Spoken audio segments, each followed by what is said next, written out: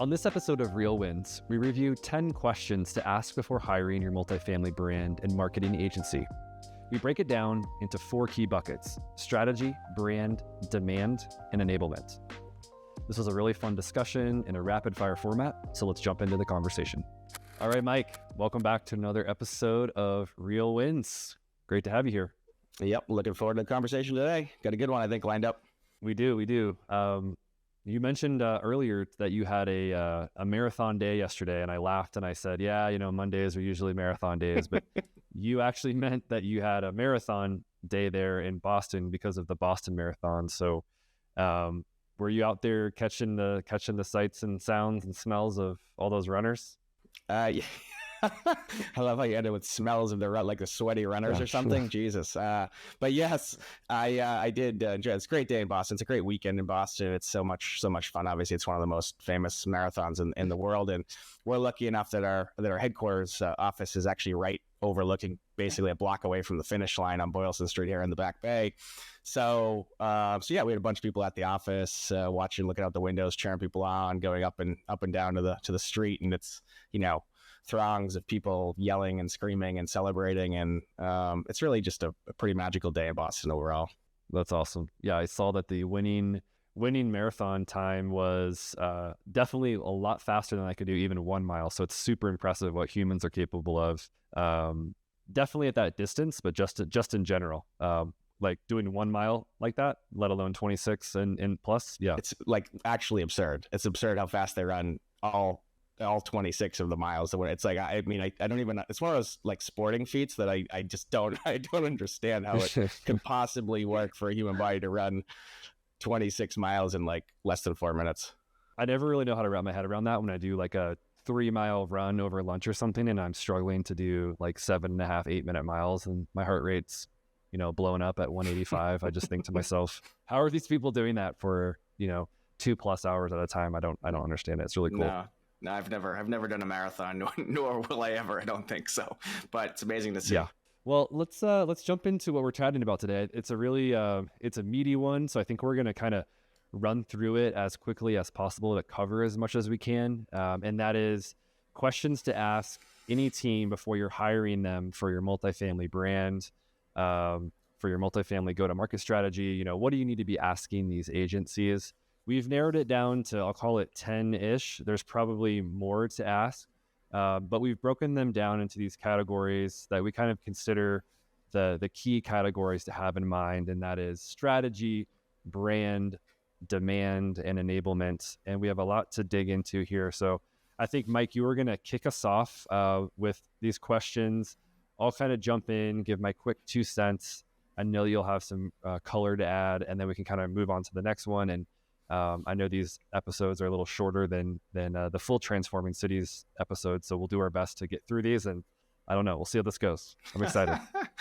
Yeah, I'm gonna put you right on the hot seat, and it's gonna be quick, so we'll see how it goes for sure. Exactly, yeah. But I'm excited to dive in. So I know we want to start on the strategy questions or the strategy related questions. So to do so, I can just dive in at one question we always recommend asking is, what is your industry expertise? Do you have industry expertise in this in this real estate multifamily industry? Mm-hmm. Yeah, I think this one's really obviously important. Feels like low hanging fruit at this point. It's interesting. We have a lot of people that come to us and say, hey, we've worked with other groups that don't really have industry experience. They're a generalist agency and they have great creative chops. But at the end of the day, multifamily is so unique. There's a lot of specifics that you're going to have to dive into and understand. There's a lot of context there. And so for us, we feel like this need to have a deep experience in the domain itself is super important. I'll leave it there for now. What do you think about that?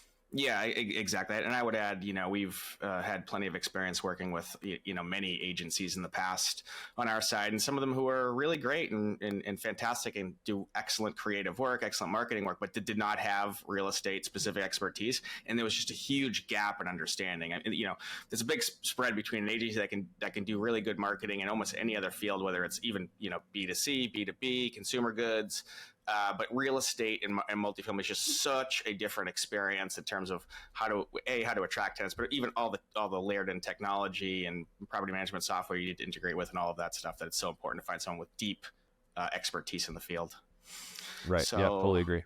Good. I think we were quick. Number one is was pretty good, I think. How about number I think two so. here? Okay, so do you have a go-to-market approach, and if so, what is it? I think we're sort of leading the audience with that question a little bit, but because we're the ones that I don't think there's many others that talk about go-to-market and the way that we think about it. But do you have a marketing? What's your marketing approach? What's your philosophy and strategy? Yeah, I think leading the question or not, I think it's a really important thing that for marketing leaders in the real estate space, even developers and owners, to have this question in mind. What is your strategy? What is your go-to-market approach? I think, number one for us is always start early, start often, think about these things before you're too late. What is kind of this multi-tiered marketing layer cake, so to speak, and how are you layering in these efforts over time? Because oftentimes these projects are 9, 12, 16, 18 months long. And if you don't have a partner that understands that there needs to be a sort of segmented, consistent approach that builds, one step after the other, one phase after then you could find yourself in a world of hurt down the line, and usually at the wrong time. There's never a right time to find out that you've made the wrong decision. That's for sure. Yeah, exactly. And just to add on, I know we've talked about this in the past in terms of like the agencies and the capabilities of various agencies. But I think when you're picking from a menu of options at 10 different agencies that only handling a piece of the puzzle, you never end up getting to that strategic, holistic go-to-market approach. And I think that's a real danger that a lot of multifamily developers and owners walk into. And the way to avoid that is by asking this question and understanding, do they have a holistic strategic approach to driving revenue for the project, driving people into the doors. And that's a key part of it, not just selecting one or two pieces that matter, but the whole package. And if that question brings up a blank stare or a really vague answer, then that's definitely a red flag and probably not a good fit for the project. Absolutely. Don't fall into the trap of just falling for the pretty pictures, which I think will lead us right into the brand section of the questions. Nicely done. And so the first question we wanted to tackle here is, are you a creative agency or are you a digital agency? Mm-hmm. This one is very unique because I think it's really rooted in sort of the history of graphic design and design shops and design agencies. I mean, you think about like even series like Mad Men that have come out about kind of the early years of creative. And here's the thing, there's a lot of really great creative agencies out there that completely lack digital chops. They don't really know what to do with it.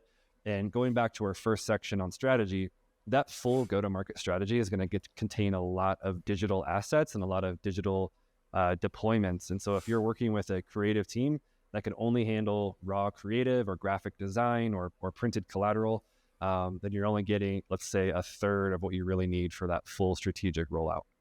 Yeah, and I'd add from an experience standpoint, we've worked with agencies who could show you a plethora of beautiful brochures, for instance, and just show you all this fantastic print material and everything that looks gorgeous. But when it comes to it, they have completely lacked the digital chops that you need in this day and age to not just build a beautiful design and logo, but actually drive demand through the doors and get absorption and drive revenue. And in today's age of marketing, right, it's also critical to have you can't just be on the demand side. You have to also have those creative chops with the demand side, because demand marketing works so much better when you take a creative first approach and you're actually differentiating how these ads are looking and what's happening in order to drive effective demand with that creative first approach. So it really has to be both this day and age. Mm-hmm. That's right. So the second thing, and kind of related, but a little bit different, are you a branding agency or are you a marketing firm? Yeah, this one's interesting. It definitely sort of dovetails into that previous question, but there's a difference between a raw brand agency that only focuses on brand. And again, it kind of relates to this idea that there are a lot of very talented, creative people out there who have creative brand agencies. And then on the other end of the spectrum, or this spectrum, I should say, there are marketing firms that focus on marketing, and maybe they focus on doing campaigns or paid digital ads, ad campaigns, things like that.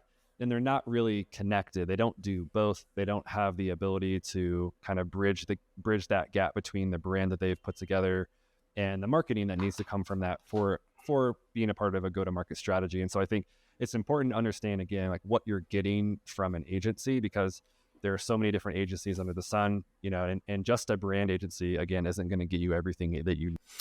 That's right. And I think it's just really important to know, because there historically have been very different segmentations on the services that various agencies provide, and knowing what you're getting is critically important, because ultimately you have to have a quarterback that is designing the strategy. And if you told me, as if a developer or a owner comes to me and said, well, my team can quarterback that, or something along those lines, we have this idea on how to do a strategy, or we've hired a consultant to help us just do the strategy part. And then maybe you could hire a brand agency and a marketing agency separately, but I think that's extremely difficult to pull off in a successful way. So it is really important to understand what you're getting at, because many agencies are just focused on the brand, and many others are focused just on the marketing and campaign deliveries. Thanks for listening to this episode of Real Wins, brought to you by Authentic, delivering premier multifamily brand experiences and smart digital marketing. Authentic's proven approach accelerates leasing velocity, boosts rental rates, and increases long-term value. You can find out more at AuthenticFF.com. And by Charlesgate, the multifamily investor's secret weapon to help underwrite, go to market, and operate projects that generate market-beating returns. With an adaptive staffing model and on-demand leasing teams, Charlesgate empowers a better resident experience at an efficient cost structure for today's owners. Visit charlesgate.com for more. All right. So one more brand question here. How do you identify the target market for the particular project or building?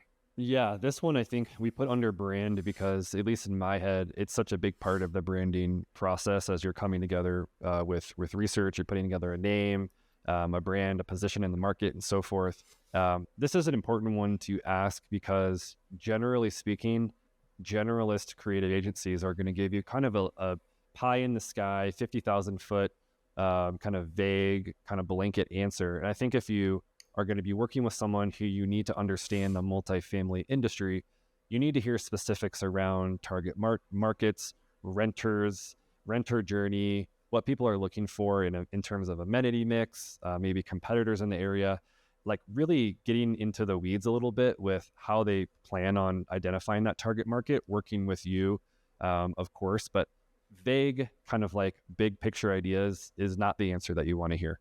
Yeah, I can give you lots of stories about vague, big picture target audiences like empty nesters or young professionals or something, totally vague that could encompass half the population at any given time.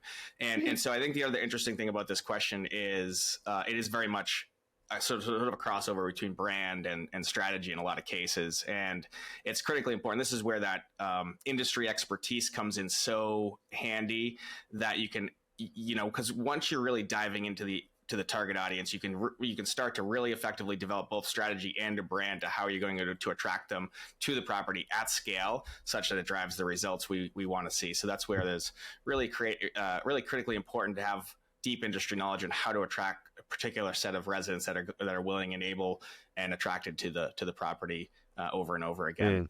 And speaking of attracted to the property at scale, we can dive into some demand questions now, if you don't mind. And another Oprah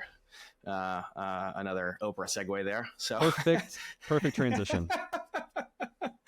All right. So how does your approach accelerate sales and leasing, or how do you measure success? Some combination of getting at how do you guys measure results?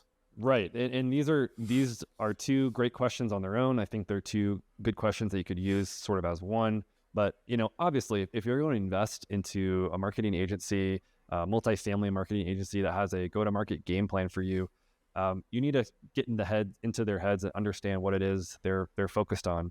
For us, we're always focused on driving revenue. How can we drive revenue? How can we prove out ROI?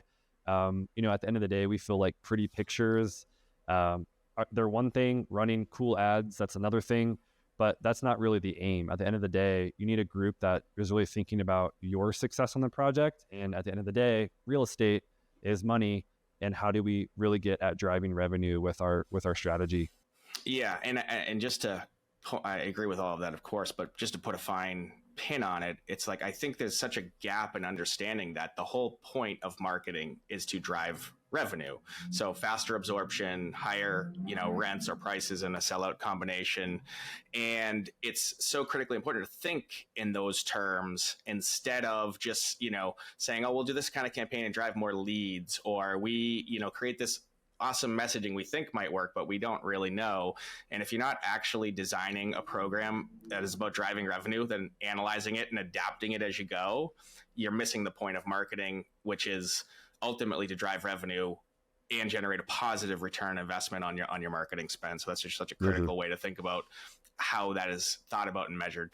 Yeah, and I think one quick anecdote there that may help illustrate that idea is, in terms of measuring success, when you have a paid ad campaigns that are launched and you're, fielding potential renters and you're communicating with your leasing team, this will segue into the next question, as not to spoil anything, but what are you hearing week over week? What is your leasing team seeing? How is your marketing team then communicating with your leasing team so that those dials and those knobs can be adjusted if that is a way that they're measuring success, so that you can focus on driving revenue, signing leases, and running the best campaigns that you can and doing the best job that you can as a marketing. Yeah, totally. And you basically answered the next question, but just do you have any more color to add to what is the process to ensure marketing is aligned with the on-site leasing sales team?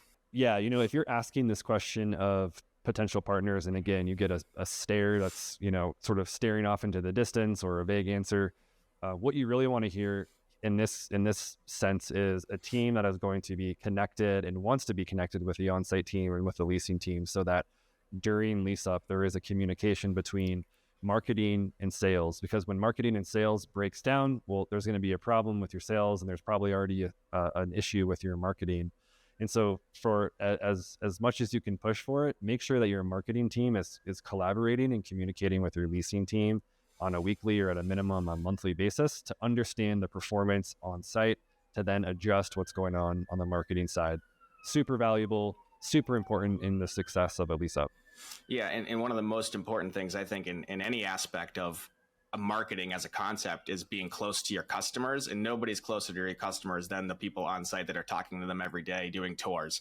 And so if you can't take that feedback and bring it back to the marketing team so that they can, again, analyze, adapt, and curate a message that's going to get more powerful and more effective over time, you're missing half the game here. And that's why it's just so important to have a process. And just to reiterate, I think what you said a little bit about sort of blank stares, I would say, look, if someone also turns the question around and you says, well, how would you like to have us talk to our team? And well, that, that's just like, okay, there's just not a process thought about. They don't really know they don't have a recommendation to do that in an effective way. So those are kind of some of the red flags I would watch out for as well.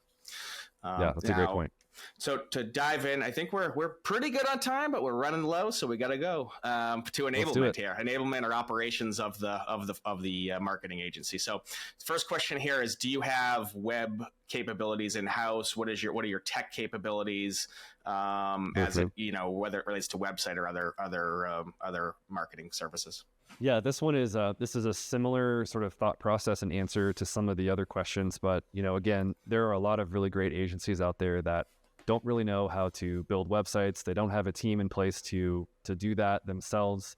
And another piece is, hey, are you relying on kind of quick and dirty templates? I'll put quick and dirty before templates just because I'm not a huge templates fan. But are you going to be doing a template? Is it 1 page? Is it 3 pages? Is it 8 pages? What actually am I getting here? And is it from your team? And is it from expertise that your team is really leading for us on our behalf? Or are you going to be farming this out to somebody else? Yeah, exactly. And I know obviously you guys at Authentic have your custom made Amplify platform to build websites on, which just showcases your deep technical chops, so to speak, and deep web design, digital expertise. Whereas again, if you're just hiring an agency that may not even have digital experience, they can design, maybe on Illustrator or something, or InDesign or whatever, a front end of a website, but have to hand it to a third party coder, in Slovenia or something to put together. There's going to be some lost in translation there, right? So I think that's part of it. And you mentioned the template challenge as well, where every website looks the same and there's really no differentiation opportunity in many cases. So there's a couple of things to look for there. And generally, the answer is someone that has, good technical chops can usually illustrate that, like you guys do with your own custom built content management system, but there are other ways I'm sure to do it as well. But just to make sure you're digging into Definitely. that in a level of detail that makes sense. And Exactly. similarly, the next question is, we talked a little about industry expertise earlier, but specifically one of the challenges is making sure you can, have digital assets, websites, and other things that can integrate with property management or other real estate software as ILSs and the like, the things that are really particular to the real estate industry. So the question would be, what integrations do you have? How do you integrate with ILS or my property management software? I have two quick responses to this or sort of thoughts about this question because this question is so important. And number one is, if you're working with a team that is a non-industry participant, let's say, in the work that you're trying to accomplish, the big issue here is going to be they're just not going to know how to do that integration themselves. And that's a huge issue. Number two is, if you're really asking about property management software, this idea of like integrations has been such a buzzword over the last few years, super overused at this point. And you have groups out there that integrate, with 2 of 5 or, 3 of 7 or, whatever the mix is. And they only integrate with certain types of or certain pieces of property management software. Really get down to the bottom of who is it that you integrate with, or maybe just give them, kind of a short list of this is what we need to integrate with. Can you do it or not? Because you don't want to get stuck in a position where a website's halfway built, then you give them kind of the list of property management software you need them to integrate with, and they can't. That would obviously be a nightmare. Yeah, exactly. And this is where some of the biggest misses come when you hire an agency that looks like they're super skilled and accomplished, and they may be, but they just don't have that industry expertise, and they're just, literally staring down the barrel of the gun when it comes to actually launch a website that works to drive, a good resident experience who can shop on the site, for example, or identify what's available versus what's not, or many other reasons across the spectrum to that makes sense to have someone that can really be tightly integrated with the features and functionalities that you need in today's multifamily market. Yeah, absolutely. And then last question for us for now, and by the way, I'm thinking of like 10 other questions we could ask, but that's all right. We'll maybe save that for another episode. But how is your team organized? Where is your team located? Are you relying on freelancers or in-house? And, I think we're trying to get at the meat of like, what's the talent on the bench look like for the firm you're going to hire?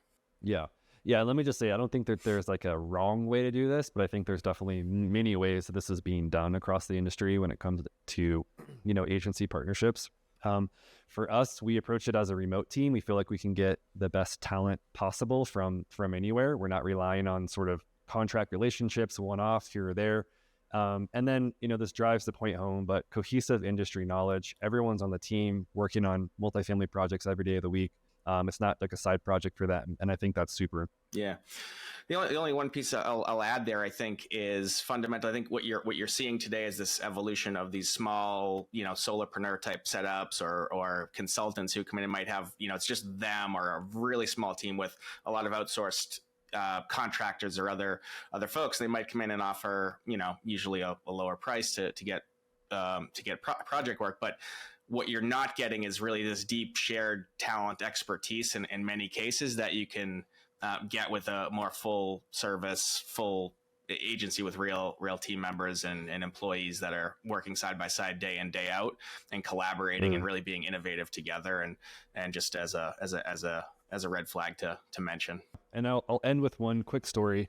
We kind of joked before the call that there's this idea of emperor with no clothes. Well, we came across a really beautiful print vendor recently. We thought, wow, they could be a great print partner for us on some of our projects. We got in touch, we put in a few orders, and then we realized that they were just a facade for farming out to third-party vendors, which was a huge disappointment.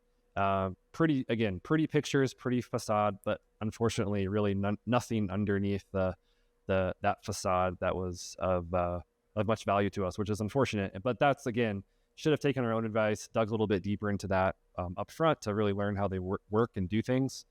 So a good reminder for us too that even on the vendor selection side, for example, these types of questions really matter because you can kind of get to the heart of what the group is all about before it's too late. Yeah, exactly. That's a perfect illustration of that to make sure. And again, development's a messy enough game as it is, so to speak, and having a team there that's can back you up and really be focused on driving full results, driving revenue as a team is really such a critical piece of that, and being able to solve problems on the way as well is such a key piece of the team. But cool. Well, Chris, we're 25 minutes, I think, right on target. I think we did pretty well. We did it. Now we have to run away before it gets too long. So no, this was great. 10 questions to ask. I think, like you said, I think we probably have at least 5 or 10 others. Maybe we'll get a list of 30 or 40 of these together before we finish this thought process. But that was really a lot of fun. Thanks for doing that with me and for sharing and providing your insight and expertise. It's been really fun. Yeah, absolutely. I loved it. Good chat. All right, we'll do it soon.